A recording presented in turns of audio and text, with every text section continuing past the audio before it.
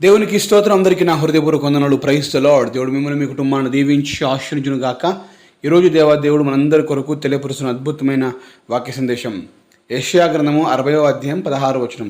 యెహోవానగు నేను నీ రక్షకుడుననియు బహు పరాక్రమము గల యాకోబు దేవుడునగు నీ విమోచకుడుననియు నీకు తెలియబడును. దేవునికి సమస్తమేమి కలుగును గాక. ఈ గొప్ప వాగ్దానం మన జీవితం నెరవేర్చబడును గాక. దేవుడు నీకు నాకు అందిస్తున్న వాగ్దానం తెలియపరిచిన మాట చూడండి. నేను నీ రక్షకుడనని, నేను నీ విమోచకుడనని నీకు తెలియబడును. అవును, నన్ను రక్షించేది మనల్ని రక్షించేది దేవుడు యేసుక్రీస్తు ప్రభు అని ఇంకా నువ్వు తెలుసుకోవాల్సి ఉన్నది.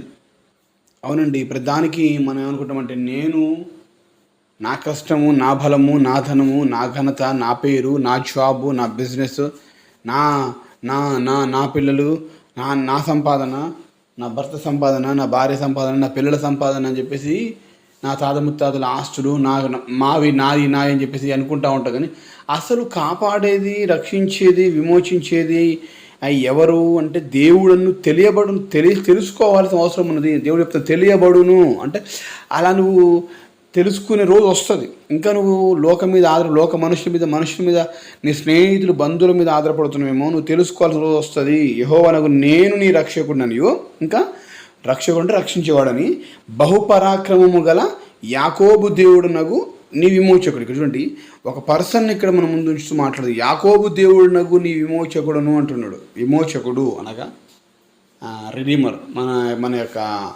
పాపములను క్షమించేవాడు, మారు మనసు పొందుకోవాలని ఎవరైతే ఆశపడతారో, పశ్చాత్తాపడతారో వారికి విమోచకుడుగా నా దేవుడు ఉంటాడు. దేవుడు నీకు రక్షకుడిగాను అదేవిధంగా విమోచకుడుగాను ఉండు అనే విషయం ఇక్కడ దేవుడు మనకు తెలియపరుస్తున్నాడు.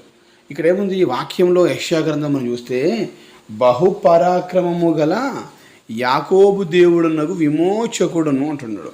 ఇక్కడ యాకోబు పదాన్ని, యాకోబు పేరుని ఎందుకు వాడాడు చూడండి. యాకోబు ఆయన మోసగాడు, ఒకప్పుడు మోసం చేశాడు. మోసగాన్ని సైతం కూడా దేవుడు ఎంతగా వాడుకుంటే దేవుని పేరు చెప్పుకోవడానికి యాకోబు పేరు వాడుకున్నాడు.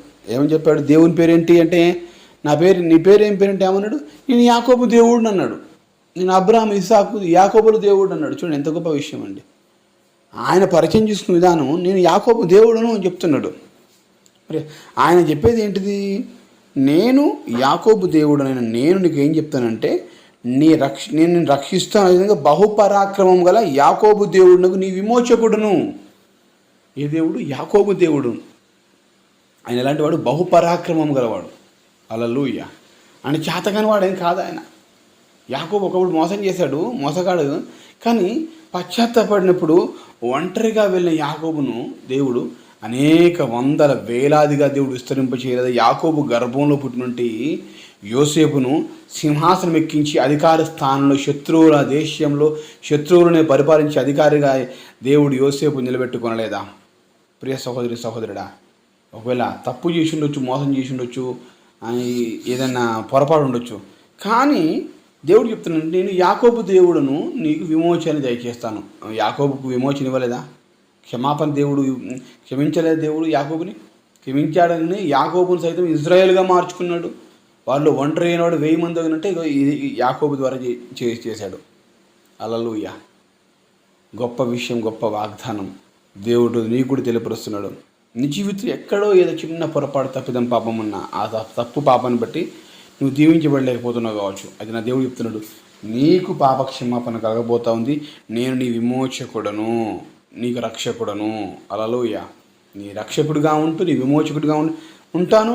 ఎల్లప్పుడూ నీకు తండ్రిగా, నీకు ఆదరించేటువంటి తల్లిగా నిన్ను ఓదారుస్తూ నడిపిస్తానని దేవుడు తెలియపరుస్తున్నాడు. ఈరోజు నీ జీవితంలో ఏ కష్టంలో, ఏ బాధలు, ఇరుకులు, ఇబ్బందులు ఉంటూ ఈ మాట వింటున్నావు. కానీ నీ జీవితం తప్పకుండా నా దేవుడు యేసుక్రీస్తు ప్రభు రక్షకుడిగాను విమోచకుడిగాను ఉండి నిన్ను నడిపించును గాక. విజయపదంలో దేవుడిచ్చేటువంటి ఆశీర్వాదాలతో నా దేవుడిని నడిపించి, బలపరిచి, స్థిరపరిచి, ఆశీర్వదింపచేయును గాక. మరి ఇంత గొప్ప వాగ్దాన సందేశాన్ని వీడు నీవు నిరీక్షణతో, విశ్వాసంతో ప్రార్థన చేసుకుని ముందు అర్థం ప్రార్థనా ఫలమును పొందుకుందాం. విశ్వాసంతో ప్రార్థిద్దాం. ప్రార్థన. మహాగరుడ పరిశుద్ధుడ వందనాడు స్తోత్రములు నాయన. సహాయం నీవు రక్షకుడుగాను విమోచకుడుగాను అయ్యా మమ్మల్ని రక్షించి కాపాడే దేవుడు, విమోచించే దేవుడు అని తెలుసుకున్నాం ప్రభా.